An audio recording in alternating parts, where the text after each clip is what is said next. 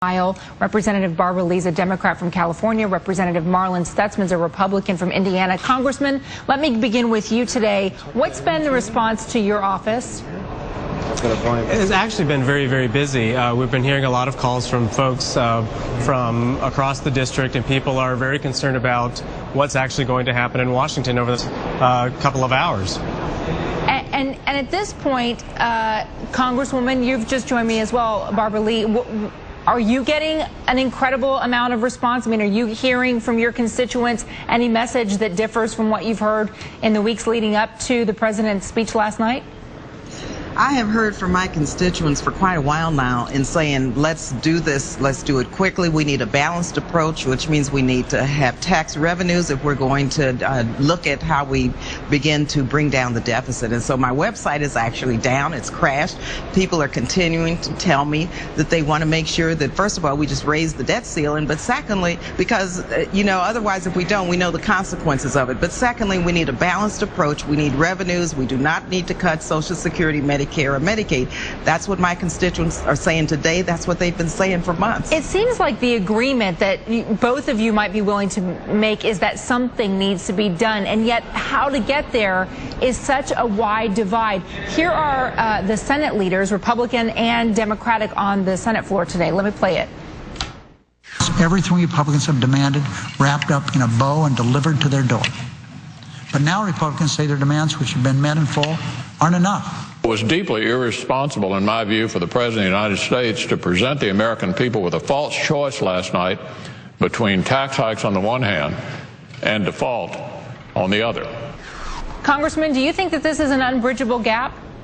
You know, it feels like it at times, but it can't be. We do have to focus on growing the economy. I think rather than focusing on raising revenues through taxes, we should be focusing on raising revenue through growing the economy and getting people back to work. That's what should be the priority here.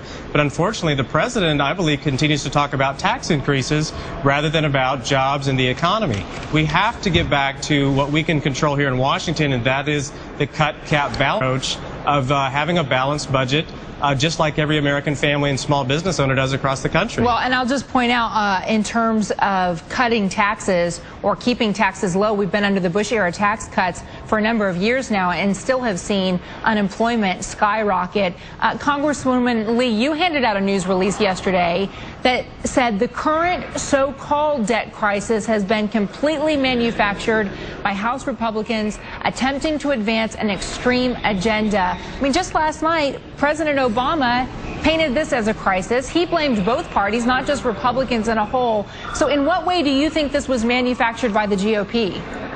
If Republicans would vote for a debt ceiling bill, if they would vote to increase the debt ceiling, there would be no crises.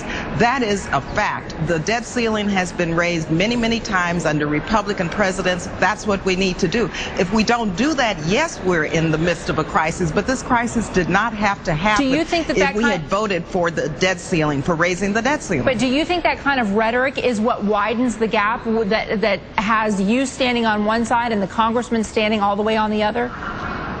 Listen, we have to come to some agreement on this. We all agree that the debt ceiling must be raised. We cannot take the country to the brink. And let me tell you, when we talk about a balanced approach, we're talking about raising revenues as well as some deficit reduction measures that involve spending cuts. Some of these spending cuts I think we can agree with, some we can't. I cannot agree with cutting Social Security, Medicaid, or Medicare. All right, so that is just wrong. Congressman Stutzman, let me ask you about that. This divide between the rich and poor. The sticking point for Republicans has been the unwillingness to support any additional revenue. No expiration of those Bush tax cuts, no more money from oil companies. I mean, you just said it yourself. Let's focus on job growth instead of raising more revenue in the form of taxes. You describe yourself as a homegrown farm kid.